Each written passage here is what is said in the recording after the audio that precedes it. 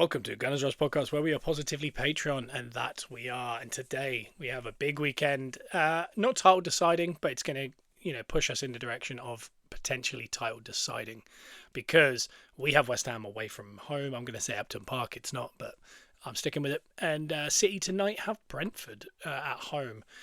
If you're a fantasy football manager, City are on a double game week, I believe. So that is important for you, and it is important for us because there is a way in which they take the lead this week that we never regain, but there's also a world in which we can win the title next Monday, and that is so bizarre to me, because these are the match day fixtures for this week, and we have we got Liverpool Chelsea today, obviously 12:30. We've got City and Brentford at 5:30.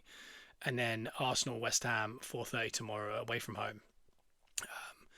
We also have a huge relegation moment on Monday with Spurs versus Leeds, which they'll both be galvanised based on hopefully Arsenal winning, but we will see. And then on Wednesday, another big one. And we'll be podcasting twice before this, because you'll be getting the Monday episode ad-free, Spotify and iTunes. Give us a 5-star review. And on Patreon ad-free, on Monday, which will be talking about that weekend that just happened, this one that we're in. And we're getting ready for the week ahead, and we'll probably mention the relegation battle then, and also the City Palace game on the Wednesday. We'll kind of have a little chat about that, because 2 podcasts will be out before City even play again. But there is a world in which they win today, and if they do, they would go to 2 points behind us. Then if we were to, let's say, draw and they win against Palace, it'll be level points in the goal difference. We're better for 4 goals currently, as far as goal difference goes.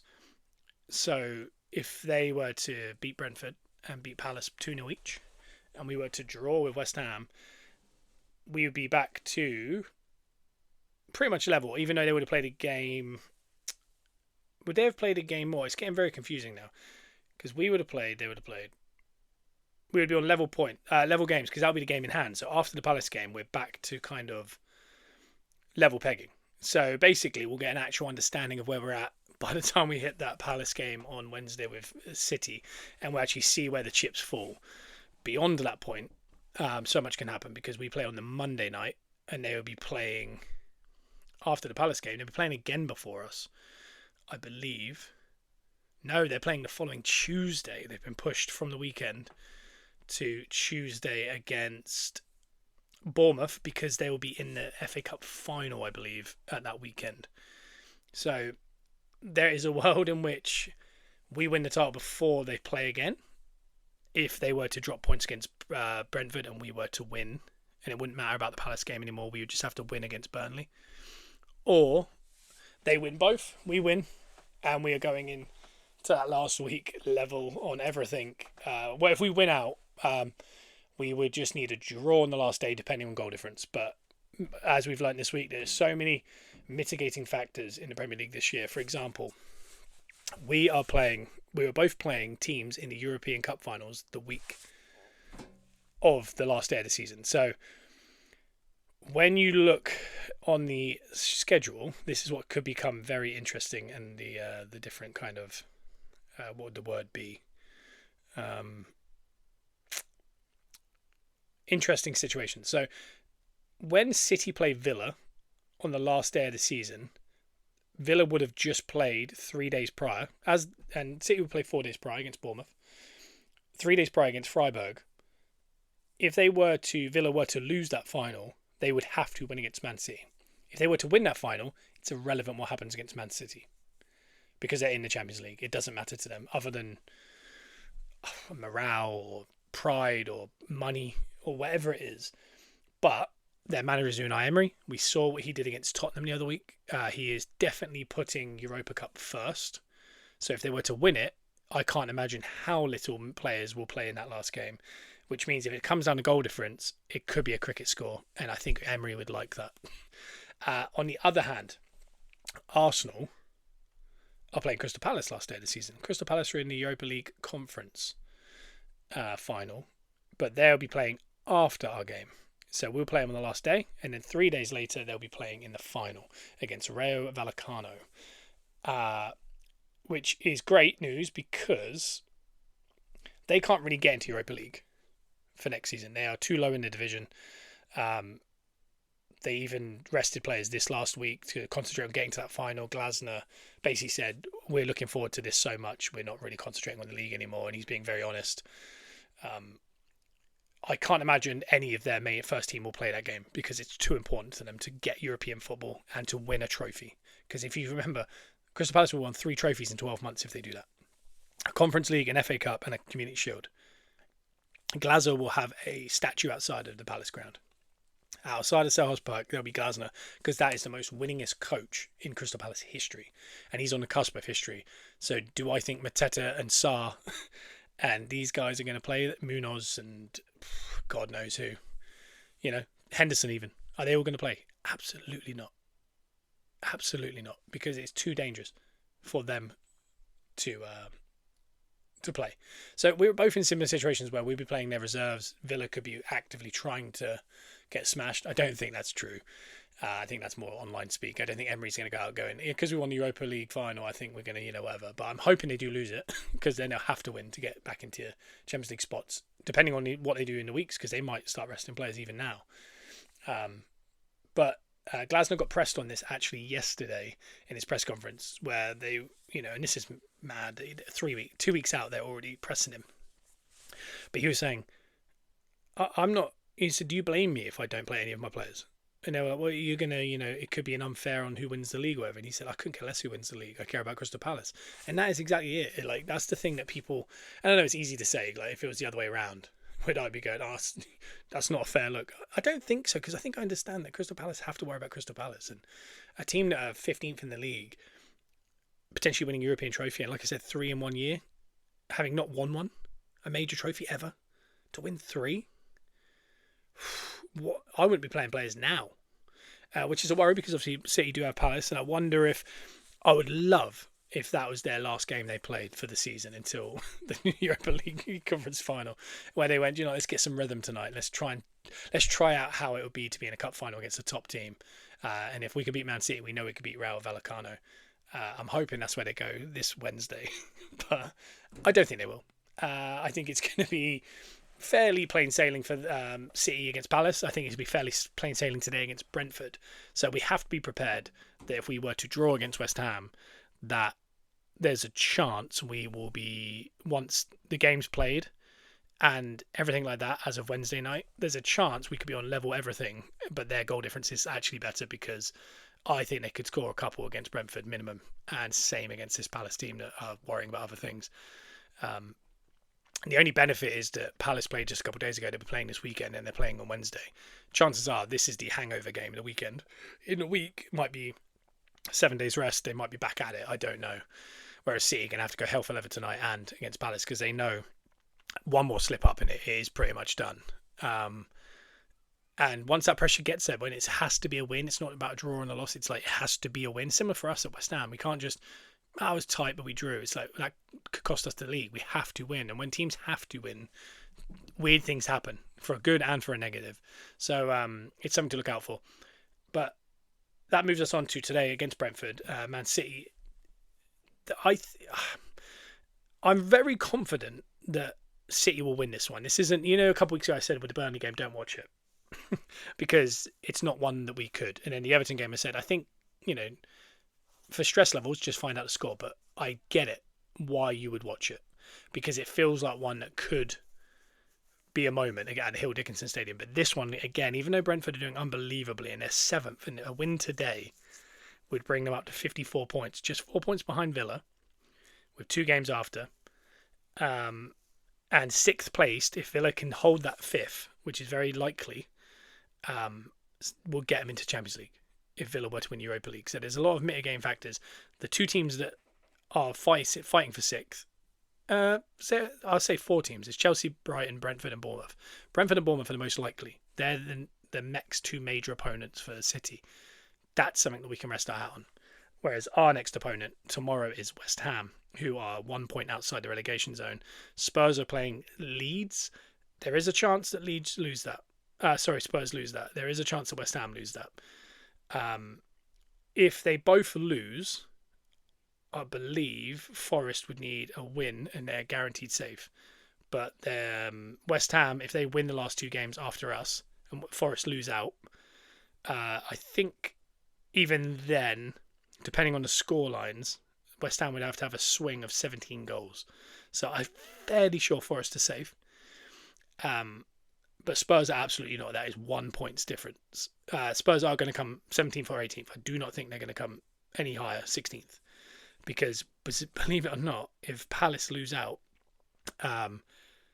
they could actually get relegated. Because if West Ham were to win all three and Palace were to lose all three, they would only need a swing of 13 goals. And if they were to lose them all, and they would win them all, unless they all win 1-0 West Ham's and Palace lose 1-0, that'd be a swing of 6 goals, which would put them still, they'll be just above. But if Palace were to lose to Arsenal and City by 5 goals apiece, West Ham could go up and Palace could actually go down. So it does make it interesting because Palace kind of need an extra point just to guarantee safety. So if they don't do that today, they're going to have to do that in the week because they play tomorrow at 2 o'clock against Everton. So there's so much going on, and there is an actual world in which Liverpool, Brentford last day, Brentford would need to lose to get Champions League football. If they were to win, they would go 5th, and that would knock themselves out of Champions League football because Villa would drop to 6th, and therefore it wouldn't go to the next spot, if that makes sense. So there's so many weird narratives, and it'd be remiss for me to not mention something that got brought up this week, which was the Eze, the deal. We pay Palace 10 more million if we win the league. Would they love that 10 million? Yes. Would they like it at the behest of us lifting a trophy at Selhurst Park? And it's Eze lifting it. I don't think that that's worth it to them. Simply because I don't know, that feels wrong. Lose your best player and he lifts that trophy with another team at yours. So I can't imagine they're going to want that even for that 10 million. But if they were to lose that game and we do win the league and then they win the Conference League, I think they could get in around £75 million that week. And when you think they have a generational manager who it does look like he might leave, but to replace him, and there's talk of Areola, which is such a bizarre move, a sideways move, if not a downwards move from Bournemouth. I don't think that'll happen, but there is some smoke, building, and there's no smoke without fire, as Wenger would say. It just seems like an odd thing, but to get that kind of money in, you're probably thinking in this summer they're going to lose Mateta. They've got Strand Larsen in now. They've got Sarr. They've got some top players, but if they could go, even a team that goes down, maybe it's a West Ham, players like Fernandes. I don't think they can attract players like Bowen. I think he'll be going higher if they go down. If not, he could be a Vardy, could be someone who stays, Bowen. But there's some really good players elsewhere. Mavropanos would be a really good addition to Palace and kind of carry on the vibe of Arsenal players playing for Palace. But maybe a winger, maybe if a team, I don't even know. Thinking of Wolves, I'm thinking of that Mane, players like that. Palace nurturing younger players. You do feel like there's an opportunity there for them to use that money really well, coming off winning 3 trophies. And if they can keep Glasner and have 75 million just to play with, and I know they've had some PSR issues, that you would think that maybe that would be huge for them because they can attract some players to think, oh, they win trophies over there. That it's not something that they're gonna go there thinking, I don't want to challenge. I don't want to be in a relegation battle every year. I don't want to never win a trophy. And there's teams like, as we learned the other week, there's certain teams that have never been relegated or promoted or won a trophy, and that is Everton. That's the only team. So there is teams like that you can go there for the idea of, could I be in that one team that does it? Or is it you want to go to a team that you guarantee a trophy? When you think of Harry Kane, been an unbelievable player for so long, he went to a team that guarantees trophies and he ends up in Ballon d'Or conversations, and obviously he's played unbelievable this year, but he's been that good forever. So it's just interesting that he went to a team to guarantee that, and here we are. But as for today, Brentford, you think of Sharda and Igor Thiago and players like that, Damsgaard, and they could be very intelligent on the break. And if City defend the way they did against Everton, there is a chance. I just think at the Etihad, not that I believe it's a great atmosphere, but just that kind of getting, they're used to that pitch, they're used to that ground. I feel like this could be a good day for City. I would absolutely love it, if they could get a result there, Brentford. And they've done it in the past. They've got 2-2s, and even though they've won at home, City, since you think of the Forest game where they were kind of up and they end up losing, end up drawing. You think of Leeds, I think they were kind of back and forth the whole game and they just nipped it at the end. And then you think of the Everton game. But when we're looking at the Etihad, they have had an ability to drop points from losing positions, even at home.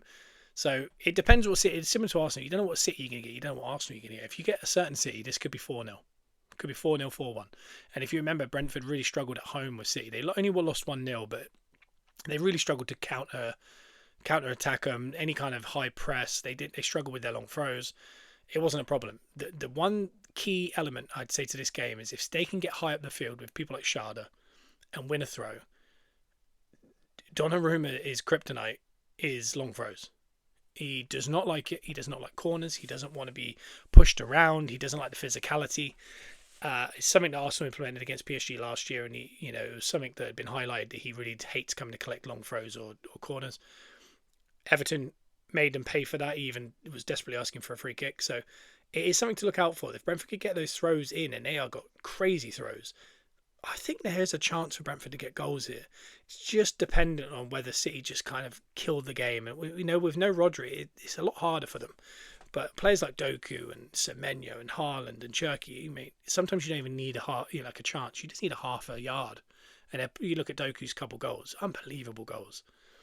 And that you can't defend that because you allow the other opposition to have half a yard in the edge of the box.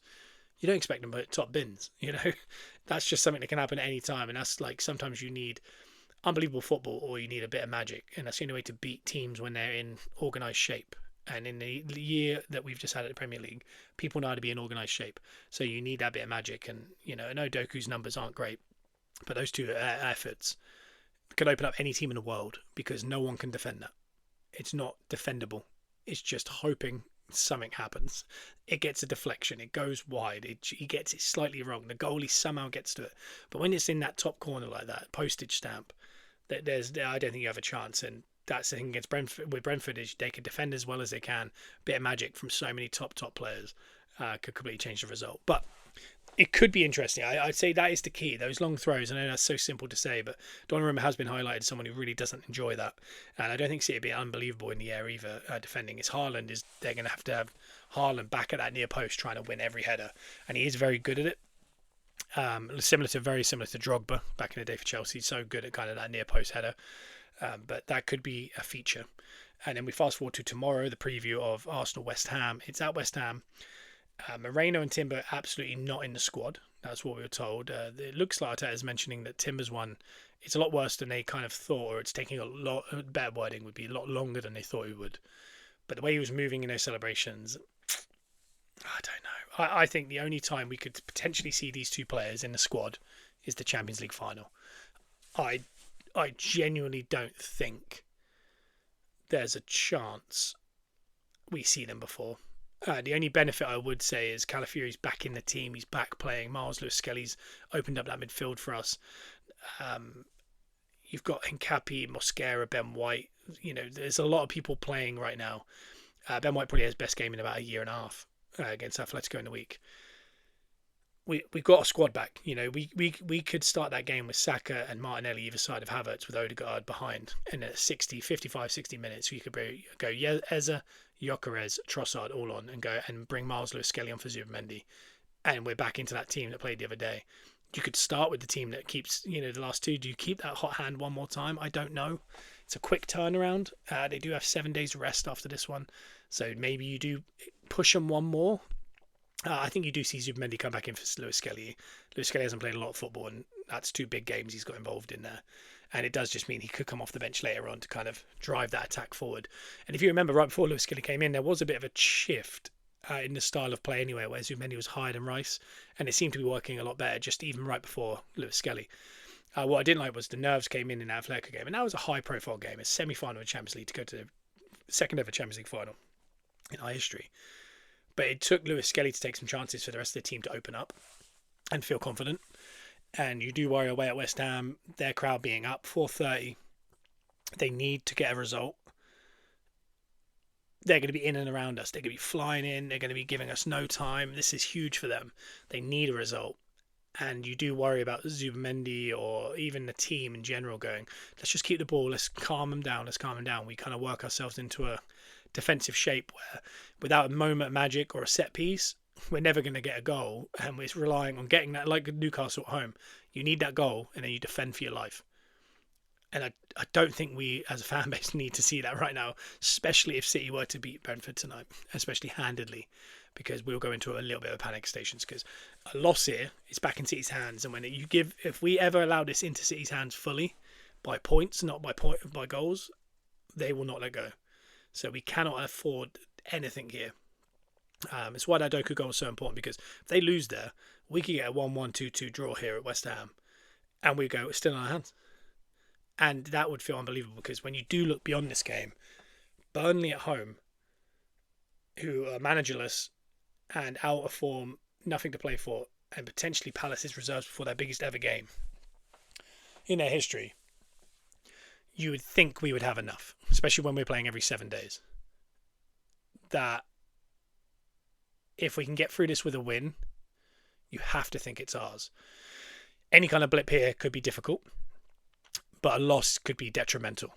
A draw won't be fatal because it'll be back to goal difference, and we do have those two games where it's not out of the realm we don't win them 5-0. I'm not saying we could even win them games, but I'm just saying it's not out of the realm that if you said we beat Burnley 5-0 at home, everyone will go, yeah. Whereas they don't have games that if they beat Brentford 5-0, we go, wow. If they beat Bournemouth away 5-0, you go, wow. If they have to win these games, Crystal Palace away, yeah, maybe.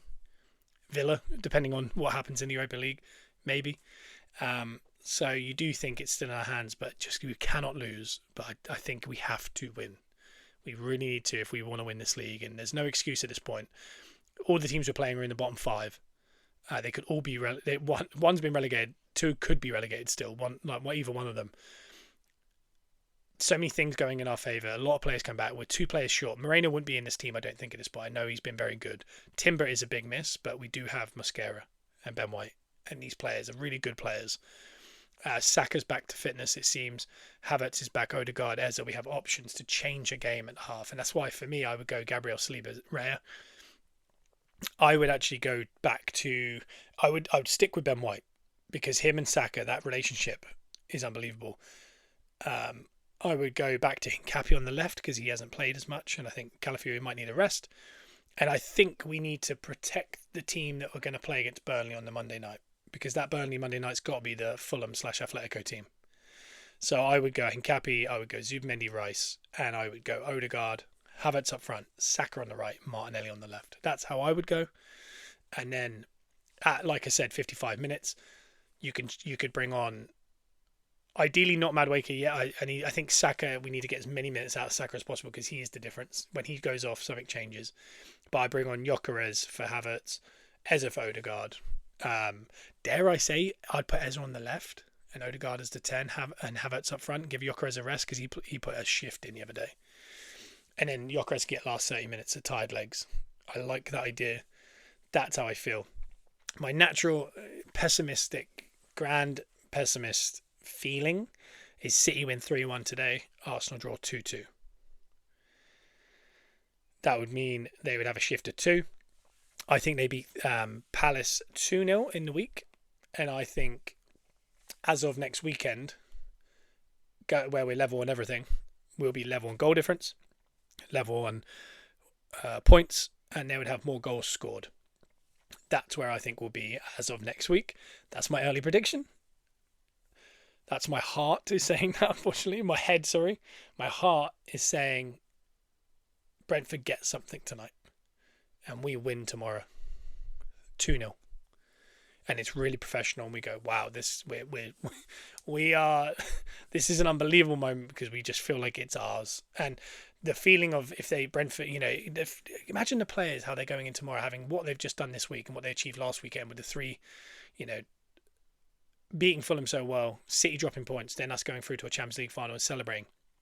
Can you imagine if before they play again, City drop another set of points?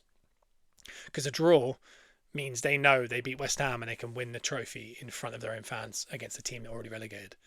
And that would be more motivation than any team's ever had. So I'm hoping in a few hours we're going to be celebrating the idea of it's in our hands fully to win it at home on a Monday night, which is going to be rotten, which is really unfortunate.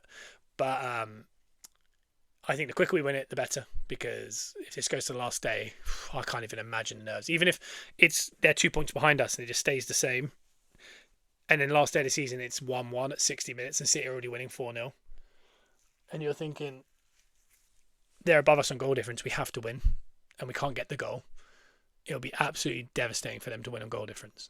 So I think it's just, we'll take anything at this point. But I think a good performance against West Ham, I'll be very happy. But that's been a preview pod of the 2 games this weekend. I'll be back on Monday for iTunes and Spotify. Give us a 5-star review. Let us know, everything like that. But hopefully you enjoyed the Patreon. This is also going up on the main feed just to give people something to listen to. But we'll be back on Monday. Love you all. Bye-bye.